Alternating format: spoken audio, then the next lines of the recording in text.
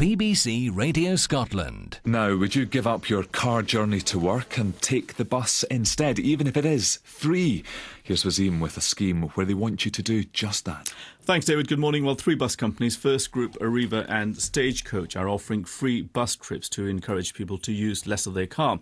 Now, the three-year campaign is trying to shift 1 billion car journeys onto the bus. So Moir Lockhead is the chief executive of Aberdeen-based First Group. He's in the studio in Aberdeen. Good morning to you. Good morning. So let me just get this right. So people will have to prove that they normally use their car to go to work, and if they can do that, then they will get a free ride. Is that how it works? Not really. No? We're looking at trying to offer car users and people who don't use buses very frequently to just try. Transfer one journey a month. That's one car journey to bus. Will give us 1 billion journeys a year. It will save 2 million tonnes of CO2. So it's good for the environment. So and anyone, it's good for business. So anyone could basically say, "Oh, I want to ride on the bus free." Then basically, yeah, absolutely. They go onto the Greener Journey website. They'll get these free tickets. There's 1 million free tickets being offered. Right. And we're hoping that those people that currently use their cars every day, that they'll just one journey a month, give up and travel by bus. Is this really going to change people's behaviour? Because people use the car because of convenience. Buses aren't always on time, bus drivers don't always stop when they should, that sort of stuff.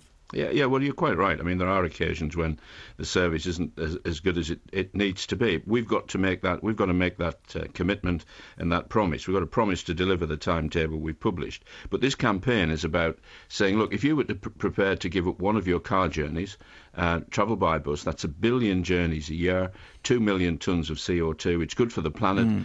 And, we do know, for example, that driving in heavily congested cities is very stressful. And if we can offer the service that people need, they may stay with us. But you have no idea of knowing, obviously, that after 3 years, people will take to the bus for good and leave the cars at home. Well, there are a lot of people who do that. A lot of people every day use buses and use buses and don't use their cars at all.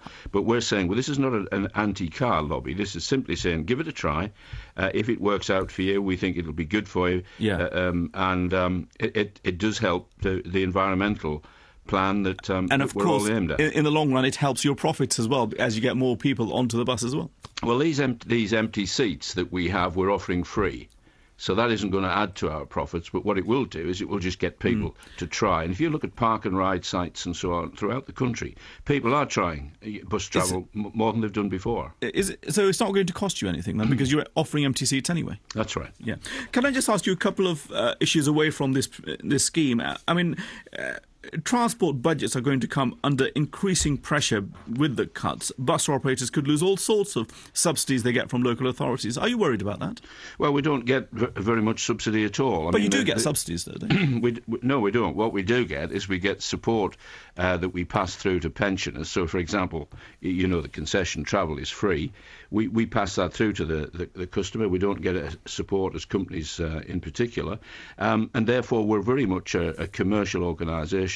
The industry is very commercial, and we're offering these seats because they're free. They're empty now, and we want people to give it a try because we know the benefits will be real. It's just that the CBI is asking for bus passes to be means tested, so therefore fewer pensioners will get bus passes. That's going to have an impact, isn't it?